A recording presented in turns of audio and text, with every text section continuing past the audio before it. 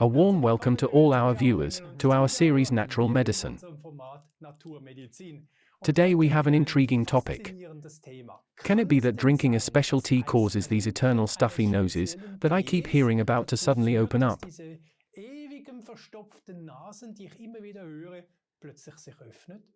Can there be a tea blend that suddenly eliminates this annoying feeling of cold feet and you are actually relieved of cold feet? Yes, it can actually be, and it is. And that's the topic I want to look at today with a TCM expert, with a practicing doctor, a specialist, Dr. Holly, who honors us again and again and brings us these treasures of the old, traditional Chinese medicine. Stay tuned, especially if you also have the symptoms I just listed. See you soon. Here we are again, and now I can show you my guest, Dr. Holly. Welcome to the studio, nice to have you here. Thanks for having me. My pleasure. What I just see is a big social problem with the nose. I don't know, just looking at my own family, how many people these days actually go to bed with the nasal spray every night or even during the day. Then that is well over 50%.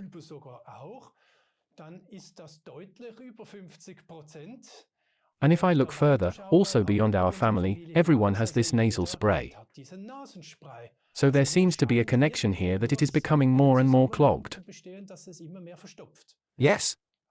Can you understand that? I can understand that well, yes. Why? Some for many years. And why? What happens to our noses that this happens? From a medical point of view, Western medicine is not that difficult. The mucous membranes in the nose swell up and you give something to calm down. You don't know why that is and you just give something. Theoretically, it could be allergies that trigger it. It can simply be a manipulation, picking one's nose, but there aren't many more explanations in our medicine for it. There are a few reasonable explanations in Asian medicine. And indeed it would count among the so-called mucous diseases. Namely arises in the body via the liquid metabolism circumstances when an organ, I'll mention that in a moment, when the organ isn't able to handle the water in the body, that arises every day through the diet, then it may be that the mucus simply thickens and clogs.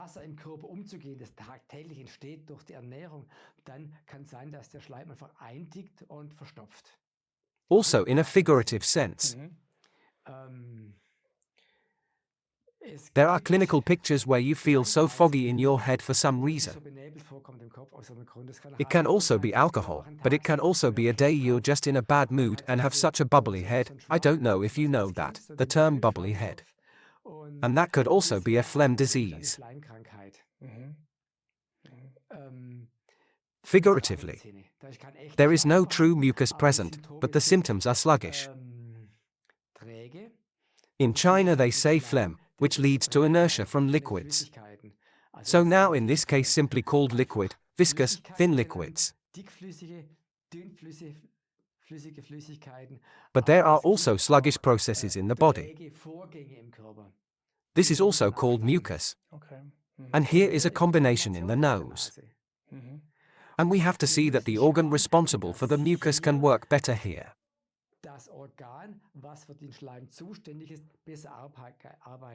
In the Chinese sense, it is the spleen.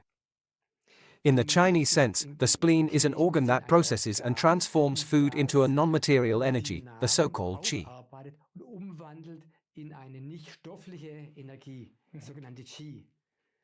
And the spleen's job is to handle the fluids, distribute the fluids, bring the liquids up or down.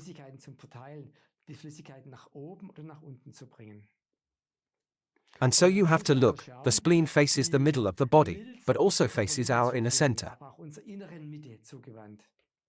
Well, ultimately, blocked nose or runny nose, it shows that this metabolism is not in balance.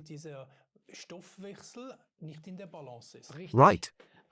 So if the spleen is overloaded, for example, because someone constantly eats too much and it can't digest it completely, then kind of slags are formed. And the body has to get rid of it somehow. If it can't, it takes it somewhere in the body. For example on the nasal mucosa, for example in the joints, on the nerves. There are many ways in which the body takes this ballast. This scrap is stupid to say. This slag, one could translate this as slags, takes the slags somewhere and deposits them. And the kidneys get overwhelmed when too much moisture gets into them. Then it can no longer do anything with the moisture, it becomes too much. For example, milk or dairy products or too many dairy products produces mucus as a waste product via the spleen. And it can cause too much mucus in people. Yes, you know that to a certain extent in conventional medicine. Stuffy nose, causality to consumption of milk or cheese. And also in general about the water balance and digestion. There are many things in Chinese medicine that overload the spleen. Eating too much, not eating in peace, work lunches for example. The spleen wants to focus on eating, on digestion. If it can't do that, if it's too busy here, using the indirect route, then there will be problems because slag is left behind here too. And what the spleen can't do, it can work away.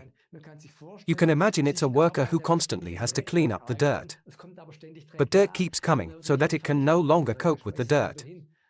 Then it throws it somewhere that it can no longer see it. And that is the way via the spleen. So you have to look at these mucus diseases. What does the spleen do? How can I center the spleen? How can I center the human being?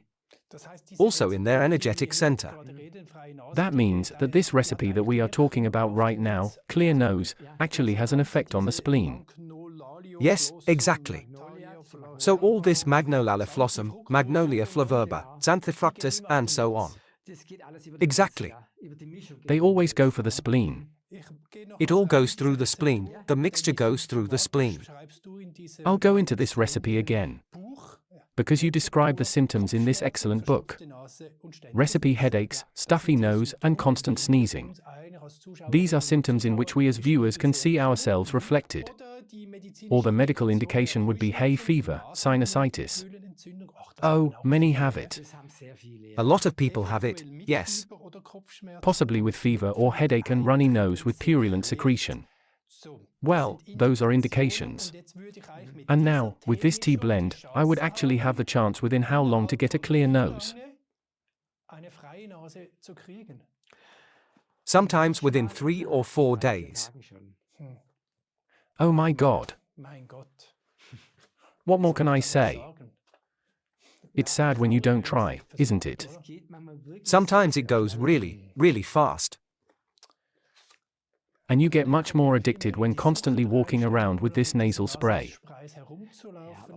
Everyone suffers, they can't fall asleep if their noses are blocked. It makes you dependent, these sprays. And the effectiveness of these sprays, I am exaggerating, is not that the blood vessels are constricted. Then no more mucus can be formed. I once had an ear, nose, and throat expert here, who has already done many nose operations, and he told me that it is a fallacy to think that we become addicted to the nasal spray. He has never had an operated patient who wanted nasal spray after the operation.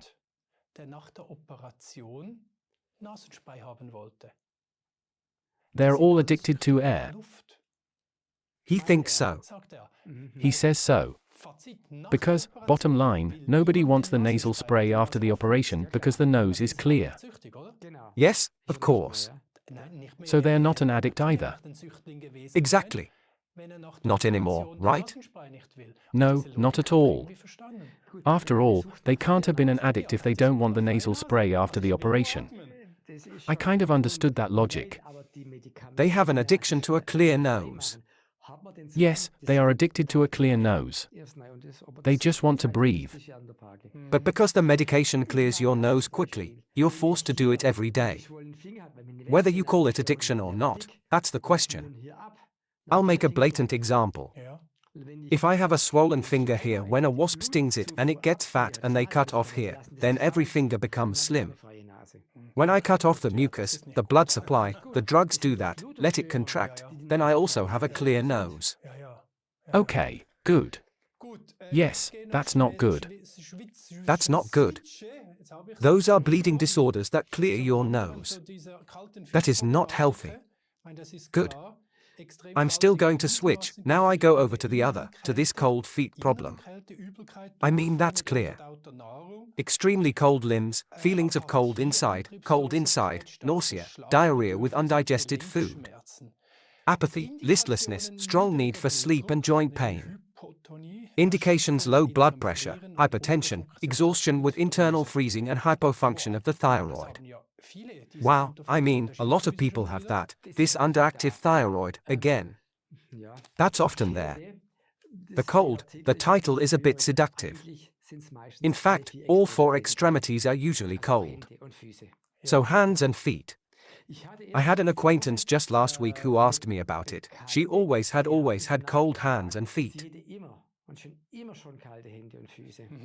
That's when I pricked up my ears and asked more questions, because that's usually a chronic stress syndrome. It is also the case here that the blood vessels contract and spasm, and blood is warming. When you bleed, you think about your nose, what's warm running down there? Or if you can touch blood. Blood is there to regulate body temperature. Make cold warmer, make warm cooler. The blood can do both, depending on what is needed.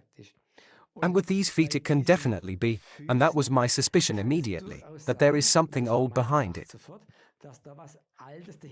I asked, how long have you had this? She said she believed since she was 2 or 3 years old. I say, strange, that's a child. Children often have hot limbs and not cold ones, they are completely different. And then I asked further questions, and then I realized that at this age she had a serious psychic event. And you could clearly assign it to that. And sometimes early childhood traumas remain, they stick. Especially when you had to pull yourself together to protect yourself because something bad happened. You do that automatically, you pull yourself together, you protect yourself. And then it can be preserved as a reflex in old age. That's just the cause. And then I need something that relaxes people, that loosens them up and, above all, that also relaxes the blood vessels. We have a lot of recipes in the book that have to do with stress. They all have the task of relaxing. Relax muscles, blood vessels, and thus also to improve significantly the nutritional status of the feet and hands. So there is a clear imbalance between yin and yang. It's an imbalance between yin and yang, right?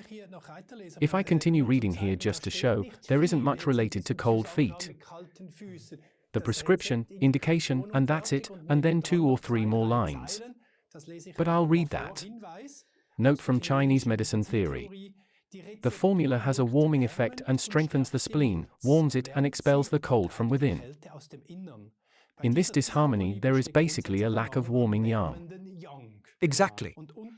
And still very important below, no cold food, there are lots of warming spices like ginger, chili, aniseed fennel, pepper, generally a lot of boiled food, barley porridge and so on.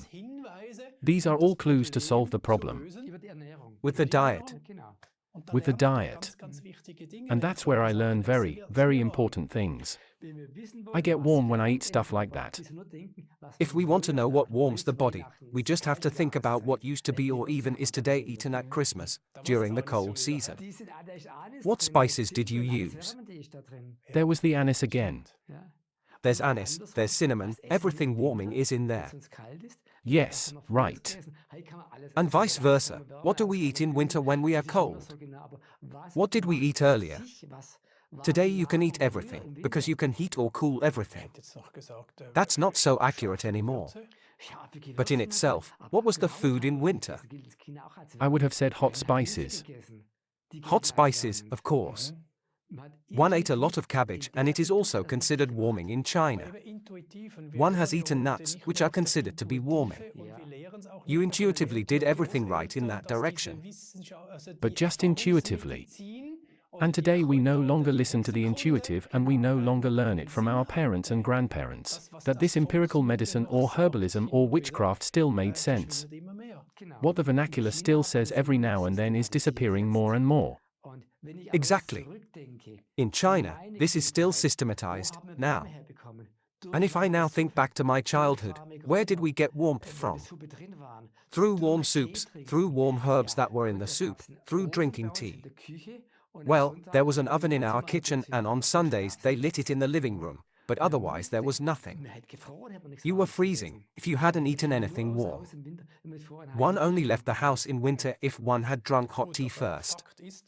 Good, but the fact is, there are tons of women and probably men too, but I think more women with those cold feet. Yes, exactly. Is there some kind of causality that it concerns more women? Because of the dietetic teachings, women love food that is cold, energetically cold. Salads, for example. Ah, totally wrong, sure.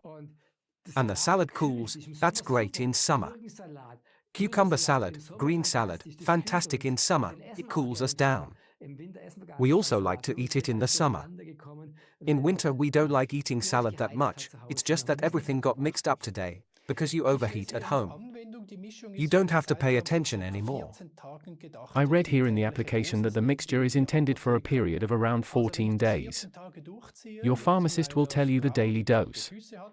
So if I go through this for 14 days with my wife, who has cold feet, she does have them mostly, then this cold foot problem should actually be gone.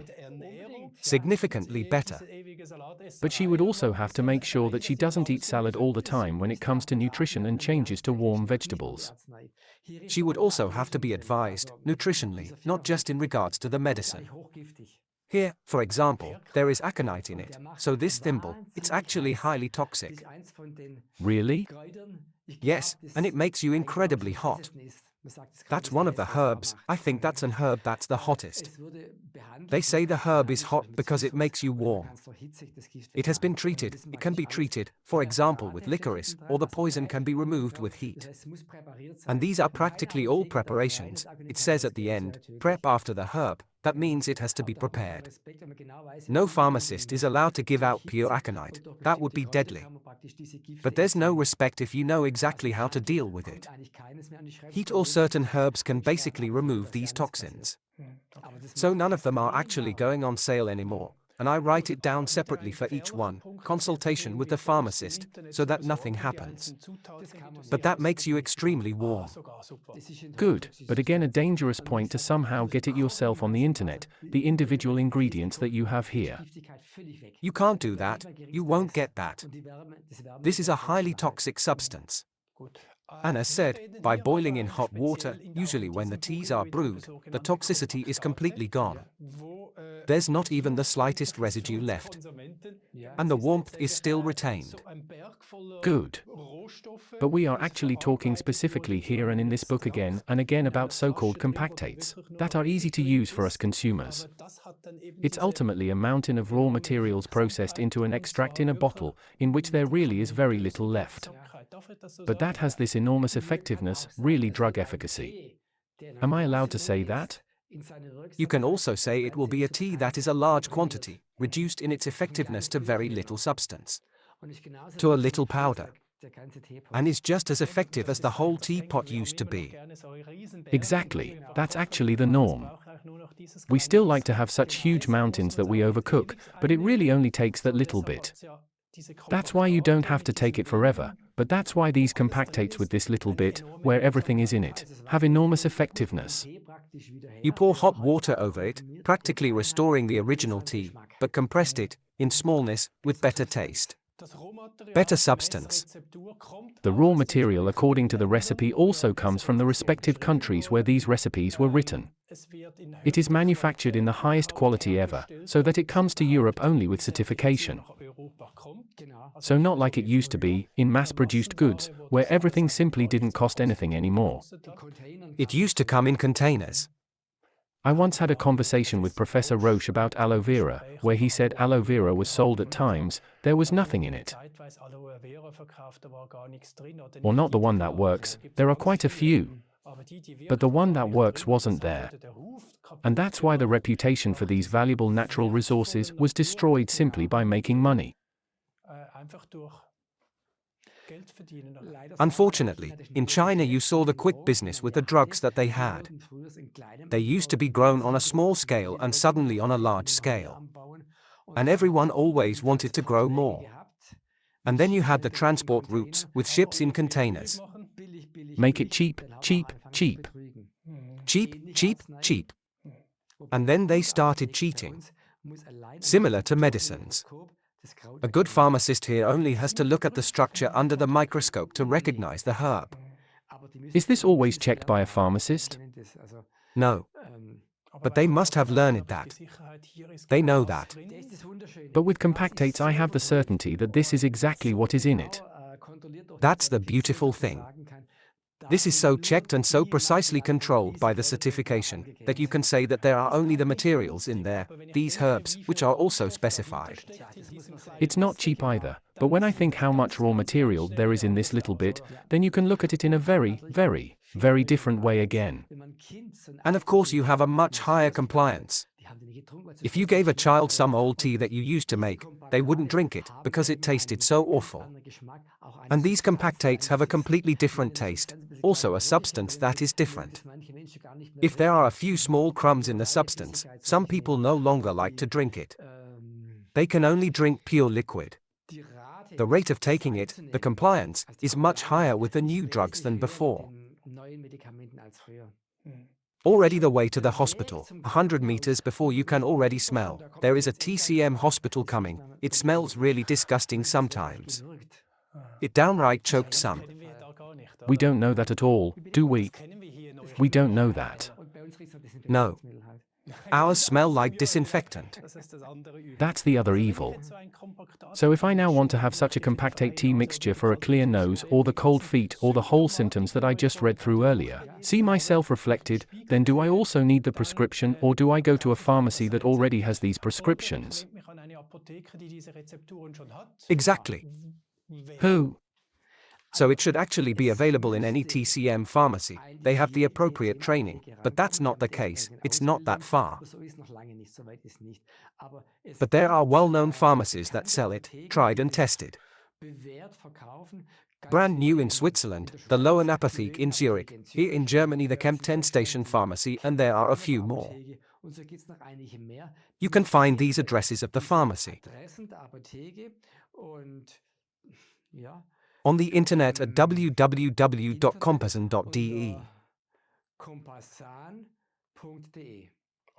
And if I just want to read the recipe and the indications and so on and I don't want to buy a book like that as a pharmacy, which I actually find very recommendable, I have to say, you can find incredible treasures in there. Is it possible to pick it up from you somehow for free, right?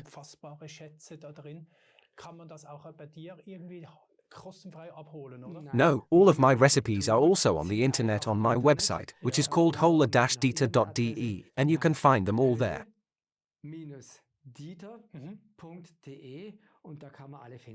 Hölle spelled with OE, and of course small as usual. I have the recipes there, but also indications. Basically, we have the essentials of the book. The book will be online soon, and then you can read about it, and the recipes are all there. And then you have the other internet address where you can find out where can I get it. So there are two things. Where can I get the information? Where can I get it? My book looks like this, full with tape, fully highlighted. I like working with books and I can tell you, it is so thin, so small. It is a pharmacy, it is a very valuable book for me. It's also very compressed. Yes, totally. I think I've read or seen 50 recipes or something. I can only say thank you very much, because you have helped me again, full of humility and gratitude to see what the world has to offer us and how many wise people have worked on recipes for centuries, and produced certain mechanisms of action with herbs, with roots.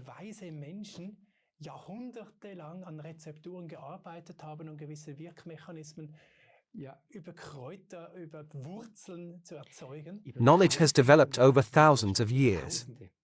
Over thousands. So 2000 BC there are already publications about these recipes. 4,000 years back. And I keep thinking we're a bit ignorant. We think we can now only open our noses with the nasal spray or with a warm foot bath. Or surgeries. Or to work with surgeries instead of just involving these important naturopaths, at least just to try it. It doesn't cost much, and if you see after the 3rd of April weeks, or after 2 months, or after 2 days you already have the success you wish for, then we have all learned something and can be very thankful that there are still such wise physicians as Dieter Holle. With that in mind, thank you very much, dear Dieter. Thank you too. One last tip. This recipe, free nose, is excellent for hay fever. Yes, that's starting again now.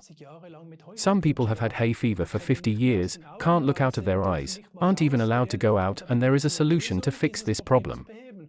But if nobody tells you, you can't do it. Not knowing and not doing, yes. All the best, good luck, until another time, and see you again.